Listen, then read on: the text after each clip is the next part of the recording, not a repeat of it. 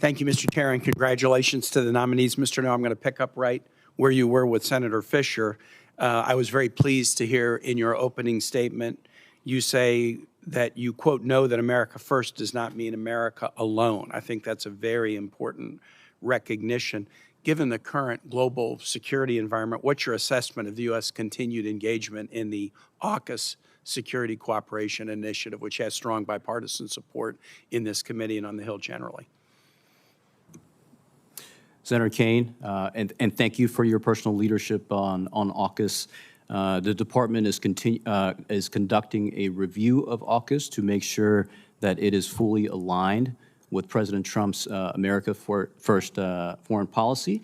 It is a brass tacks, common sense look at the realities facing AUKUS, including the state of our submarine industrial base.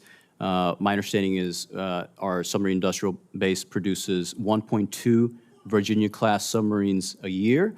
That number needs to go up to 2.33 Virginia-class submarines a year for us to be able to meet both U.S. requirements and fulfill our obligations under AUKUS Pillar 1. I believe it was Admiral Cottle who testified before this committee several weeks ago, now Chief of Naval Operations, who said that our submarine industrial base will need to go through a transformational improvement in production capacity, not a 10%, not a 20%, but 100% improvement in production capacity. These are the issues, Senator, that we are looking into as part of the AUKUS review, as well as whether it's properly funded. And I know there are significant investments that have been made from both the U.S. side and in addition to the contributions that Australia has made as part of Pillar 1.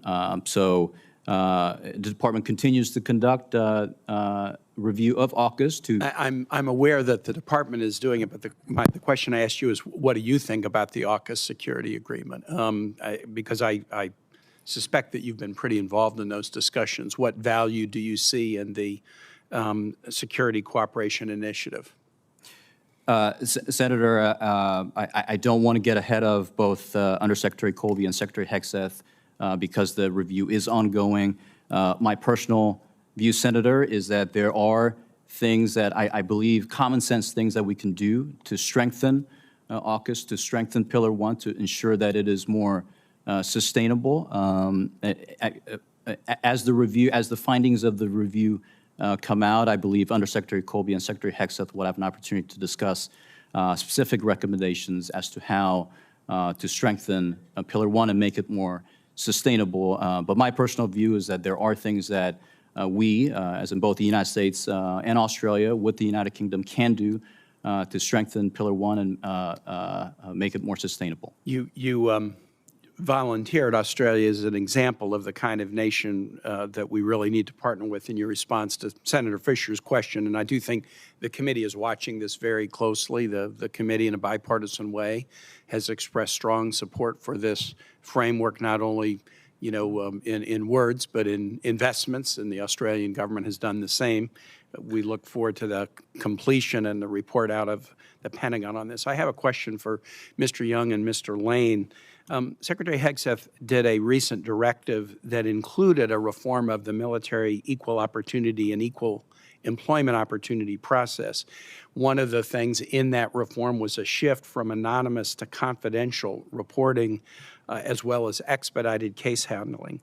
How will you ensure that the shift from anonymous to confidential reporting doesn't deter service members, particularly women, from coming forward with legitimate complaints, especially in environments where retaliation remains a concern?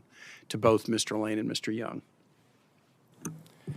Senator, thank you for that question. I'm not privy to that legal analysis, and I haven't been briefed on that issue. I can give you my commitment, Senator, that anyone making complaints should be treated seriously and with dignity and with respect. My primary concern, if I'm honored enough to be confirmed as general counsel, is to make sure the rule of law reigns. So I would take a close look at applicable statutes, regulations, and make sure that the appropriate protections are in place. Thank you. Could I meet the needs. have Mr. Young take my last 15 seconds to answer? Yes, Senator. I would say that that review will ensure that whatever policy comes out on the back end will be in conformance with federal law dealing with equal opportunity processing and complaints process, as well as the expectations of the committee that members will be able to come forward and make complaints under the military equal opportunity process when needed. And you would both agree that folks should be able to make complaints without fear of retaliation? Yes, Senator. Yes, Senator. Thank you. Senator Scott.